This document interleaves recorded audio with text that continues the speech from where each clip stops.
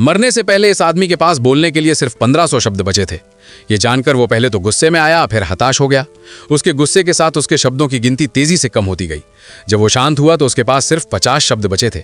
Doctor से counter लेकर उसने कहा थैंक यू और 47 शब्द बचे। एक और शिकायत उसके मुंह से निकल गई और 46 शब्द बचे।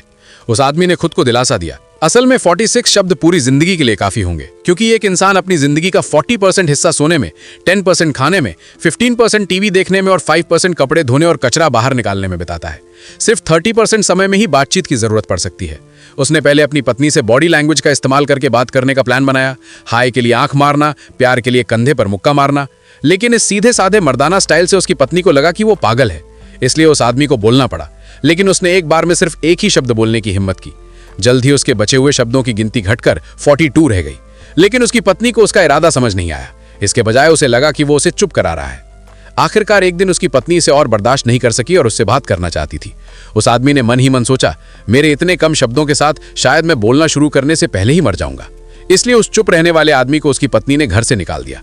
उसने ड्रिंक्स के पैसे देने के लिए एक बियर का बैग खरीदा, लेकिन नशे में धुत होने के बाद वो गाली देने लगा।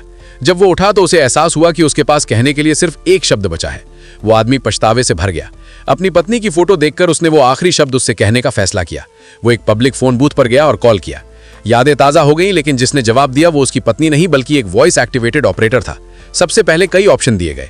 मैंडरिन के लिए 1 दबाएं, इंसानी मदद के लिए 0 दबाएं। उस आदमी ने बेसब्री से कई बटन दबाए, गलतियां की और उसे वापस जाकर फिर से शुरू करना पड़ा। दूसरी तरफ से बार बार पूछा जा रहा था कि क्या वो अपना कॉल टाइम बढ़ाना चाहता है। उस आदमी ने वॉइस एक्टिवेटेड ऑपरेटर से अपनी आखिरी बात कही। अपनी 1500 शब्दों की जिंदगी को याद करते हुए उसे एहसास हुआ कि वो शिकायत करते समय हमेशा साफ साफ बोलता था, लेकिन प्यार जाहिर करते समय कम बोलता था।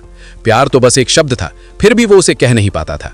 बहुत से लोग ऐसे ही होते हैं। हालांकि चुप्पी का मतलब जरूरी नहीं कि प्यार की कमी हो, लेकिन जब जिंदगी में शब्द